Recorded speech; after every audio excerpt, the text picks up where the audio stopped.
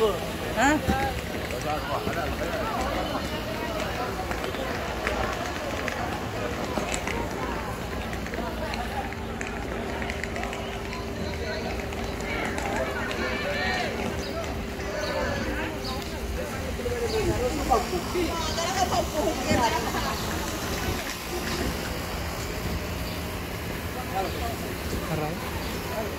So yan guys, papasok na tayo dito sa may old village na tinatawag, historical area po siya. So makita nyo mga structure ng building.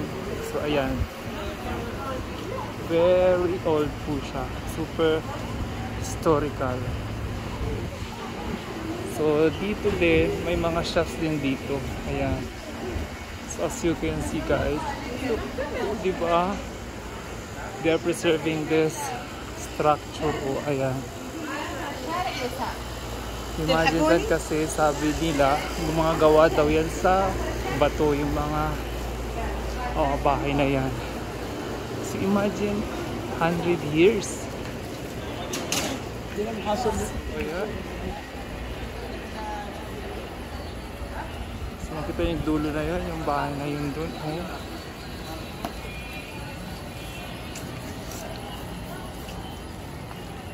And guys, makikita mo talaga yung culture, how they live before and then and as of now. So ayan guys, no?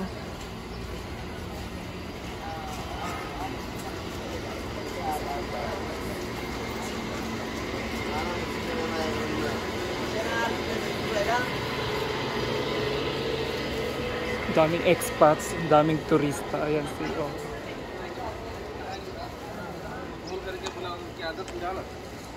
Yang pahudang.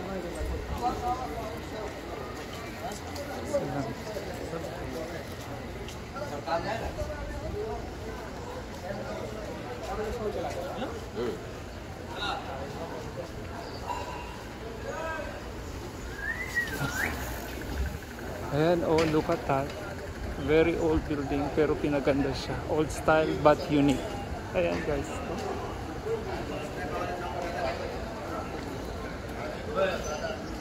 Diba? Imagine. So dyan sa baba may ano pa sila. Ayan.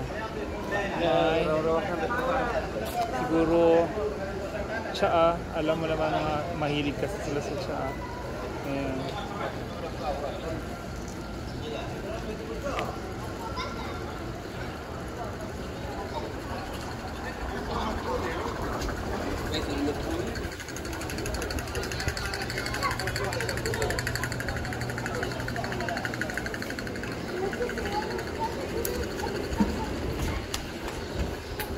All I thought kasi Ramadan niya yun, baka walang mga tao kasi di pa sila kumakain, yan nagpa-fasting sila, kakain sila mga around 6:30. So yun ang inisip ko, yung pala ang daming tao. Energetic pa rin sila kahit nagpa-fasting, no? Nag-try din ako ng 1 week mag-fasting. Ay nako, nagkasakit ako. Ayan guys, dito tayo sa dulo.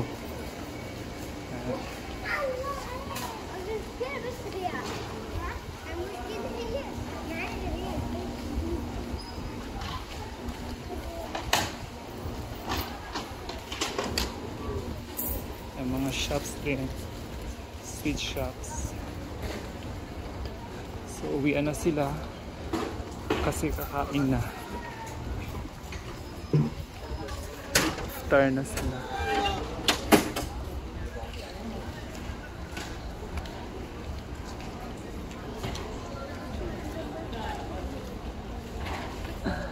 So ayan guys, ito na yung dulo niya. Oh yan, may street food din dito. Ayan. Kasi parang sarado. We'll buy some sometimes na.